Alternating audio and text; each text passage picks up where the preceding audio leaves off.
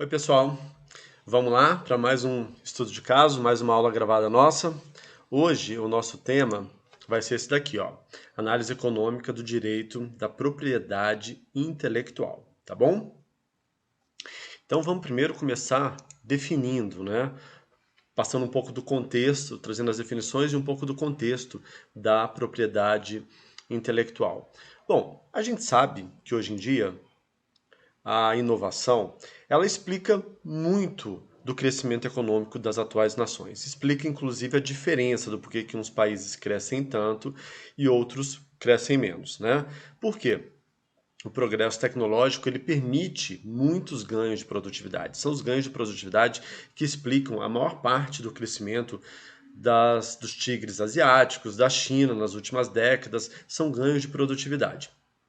Só que para que a gente tenha esses ganhos de produtividade, eu preciso inovar. Eu preciso, de alguma maneira, incentivar a inovação. E a maneira como eu incentivo a inovação é por meio da garantia da propriedade intelectual, tá bom?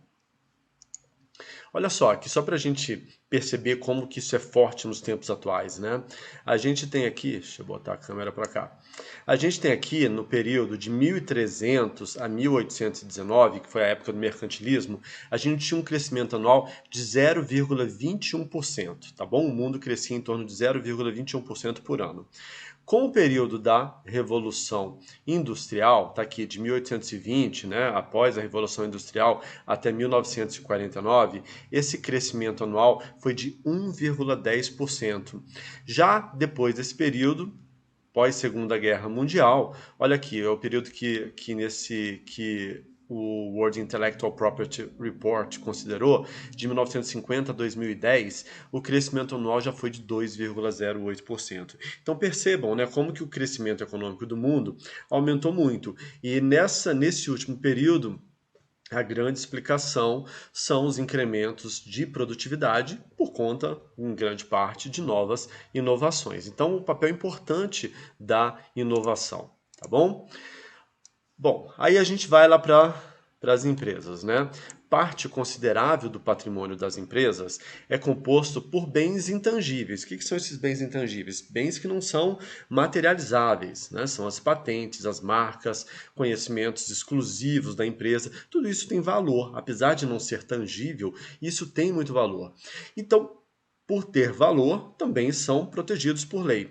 E aí entra a propriedade intelectual. Os principais produtos intelectuais que nós temos que são protegidos por lei são esses aqui: as patentes, o desenho industrial, né, o design, as marcas, trademarks, e os direitos autorais, copyrights, tá bom? Essas três primeiras aqui, patentes, desenho industrial e as marcas, estão nessa lei, 9.279 de 96. Já os direitos autorais têm uma lei própria, que é a lei 9.610 de 98. Vamos ver a definição de cada um e aí a gente passa para a análise econômica disso. Olha só, o desenho, não sei onde eu boto aqui a câmera. O desenho industrial, ele é definido, conforme está lá na lei, forma plástica ornamental de um objeto ou conjunto ornamental de linhas e cores que possa ser aplicado a um produto, proporcionando um resultado visual novo e original na sua configuração externa e que possa servir de tipo de fabricação industrial. Então, um exemplo típico de desenho industrial é o quê? O veículo, o formato do veículo. Né?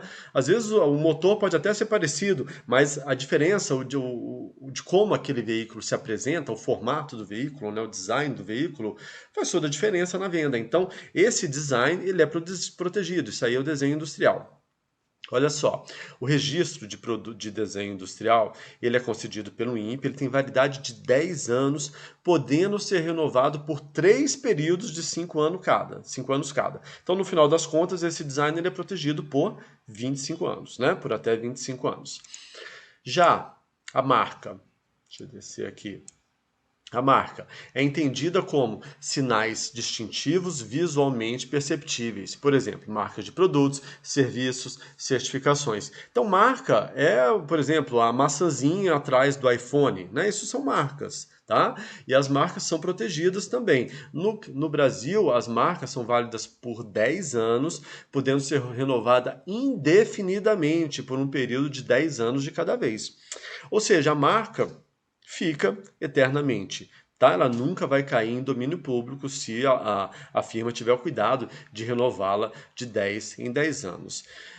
Já os direitos autorais, eles se aplicam a obras, tais como textos de obras literárias, obras dramáticas, composições musicais, obras de desenho ou programas de computador.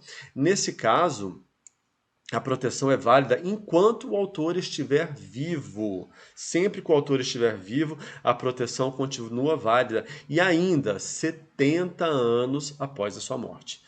Bastante tempo, né? Mas depois disso, daí cai em domínio público. A gente tem várias obras literárias, músicas que já estão em domínio público. Então, se alguém for utilizar, não vai ter que pagar pela utilização, não vai ter que pagar o direito autoral por utilização daquela obra ou daquela música, tá bom?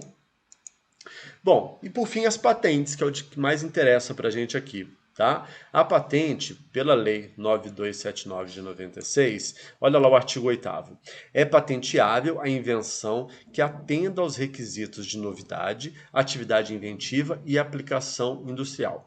Ainda, na mesma lei, o artigo 9º, é patenteável como modelo de utilidade o objeto de uso prático ou parte deste suscetível de aplicação industrial que apresente nova forma ou disposição, envolvendo ato inventivo que resulte em melhoria funcional no seu uso ou em sua fabricação. Ou seja, eu posso patentear qualquer objeto, qualquer criação minha, né, que possa ter aplicação na indústria, que possa trazer, que envolva alguma invenção minha que vai melhorar de alguma maneira a funcionalidade de outros bens, que vai melhorar a funcionalidade adotada por fábricas, tudo isso são possíveis de serem patenteados, né, todos esses tipos de invenção.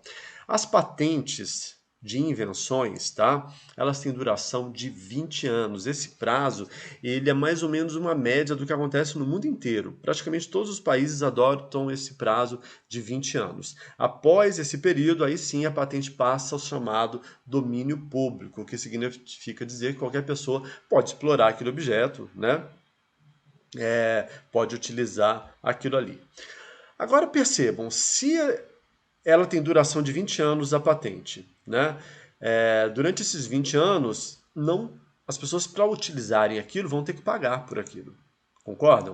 Então, a patente é como se eu estivesse criando um monopólio com sustentação legal. Né? Quando eu dei a patente para alguém, eu permiti que ela durante 20 anos ela tenha exclusividade sobre a utilização daquele produto, eu criei um monopólio com lastro em lei. Só que, como todo monopólio, eu tenho uma ineficiência embutida aí. Né? Todo monopólio, o que acontece normalmente? Você tem uma quantidade produzida aquém do que deveria ser o normal, com preço acima do que deveria ser o normal. Então, por conta desse monopólio legal que eu criei, a inovação ela vai ser disseminada, mas não na quantidade que seria o normal de um mercado competitivo. Ela não vai ser disseminada tanto quanto ela poderia. Além do que ela vai ter o custo, né? Vai ter o preço que quem produziu está controlando isso. Então a gente pergunta assim, poxa, mas então por que tem que haver proteção às criações intelectuais? Já que eu estou criando essa ineficiência, né? Eu estou criando um monopólio. Acontece que a inovação ela é uma falha de mercado. Tá? Então, por conta dessa falha de mercado, eu não vou conseguir oferecê-la num nível eficiente de produção.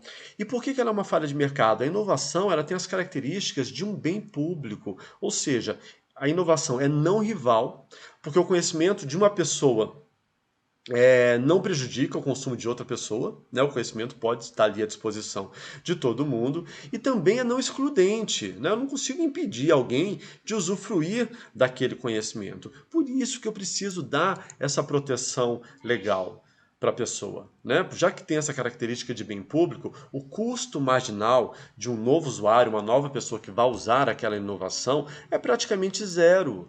É praticamente zero não, né? Tende a zero, o custo marginal tende a zero. E aí, por conta dessa característica de bem público, quem fez aquela criação não vai conseguir se beneficiar daquilo. Né? O conhecimento vai estar disponível sem custo para todo mundo. Como que a pessoa vai se apropriar apropriar o lucro em relação àquela inovação que ele criou? Por isso que se criou o monopólio jurídico da patente, né? Esse monopólio, ele permite que a patente seja encarada como um bem privado, deixa de ser um bem público e permite que ela seja encarada como um bem privado, tá? Se a gente não tivesse esses direitos de propriedade sobre a inovação, o que ia acontecer? O inventor não iria disseminar aquele trabalho, ele ia tender a manter aquilo em segredo. Só que se eu não dissemino a minha inovação, várias outras criações que poderiam ser feitas com base naquilo não vão estar sendo feitas, né? E isso seria muito ruim também. Por isso que eu tenho que proteger, até para incentivar as pessoas a criarem, né? Manter a criatividade das pessoas. Esse mesmo raciocínio da pessoa querer segurar a invenção dela se aplica ao caso do inovador que pensou em alguma nova ideia e que precisa de capital para desenvolver essa ideia. Na literatura de análise econômica do direito, isso aparece com esse nome aqui, The Double Trust Dilemma of Innovation. O que é isso aí? Se eu não tenho patentes me garantindo o meu direito sobre aquela criação, o cara que criou aquilo, o inovador, ele vai ter receio de apresentar a ideia dele para um financiador. Ele vai ficar com medo do financiador se apropriar da ideia dele e o próprio financiador desenvolver a ideia. Por outro lado, o financiador, ele não vai querer dar dinheiro se ele não tiver certeza de que aquela inovação vai ter um mercado, né? Vai gerar lucros. E a patente vem resolver até isso aí. Porque se eu não tivesse patente, eu não conseguiria casar, fazer esse matching do inovador com o financiador. Tá? É isso que se estuda no The Double Trust Dilemma of Innovation. Em relação ao tempo da patente, né, que eu falei que é de 20 anos, esse tempo já foi um acerto, já, porque se considerou que 20 anos é um tempo suficiente para eu continuar incentivando novas criações, né? Mas ao mesmo tempo sem evitar demais a disseminação.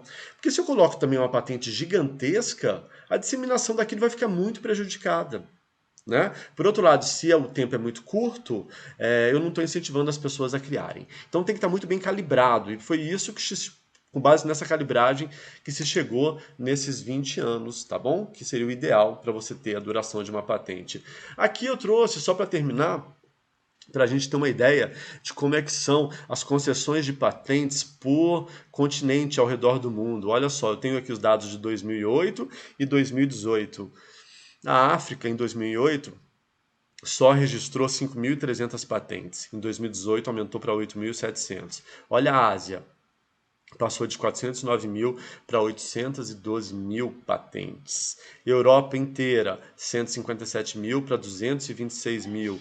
América Latina, mais Caribe, mais México, que está aqui incluído também, só 17.300 em 2008, 24.700 em 2018. Perceba a diferença, né? A gente está falando aqui de toda a América do Sul, América Central e mais México. Olha a diferença, 24 mil comparado com a Ásia, 812 mil. Ou comparado com a América do Norte, aqui eles colocam só os Estados Unidos e o Canadá, que em 2018 ficou com 331 mil patentes. A Oceania também pouco, mas considerando que, né, são poucos países, 19 mil patentes em 2018. Então você vê como que a gente tem um espaço grande ainda, né, a gente, Brasil, para incentivar novas criações, para incentivar inovação. Isso na atual conjuntura tem que ser uma política de Estado, né? Porque inovação gera aumento de produtividade, que facilita, que é um motor para o crescimento econômico, e a análise econômica do direito tem um papel fundamental nisso, eu desenhar corretamente as leis para que incentivem inovação. Tá? Que facilitem a inovação. Você tem leis como o que eles chamam de investidor anjo, né? Foram leis criadas para facilitar esse matching de financiador com o inovador. E várias legislações dessas, elas têm que sair do papel mesmo, fora a operacionalização. Eu tenho que operacionalizar isso de maneira que realmente os brasileiros inovem, consigam registrar e se apropriem dos lucros dessa inovação e o país todo se beneficie com mais produtividade e mais crescimento econômico. Tá bom, gente? Então tá bom. Essa foi mais uma aula gravada aí pra gente. A gente se vê nos próximos encontros aí. Até mais.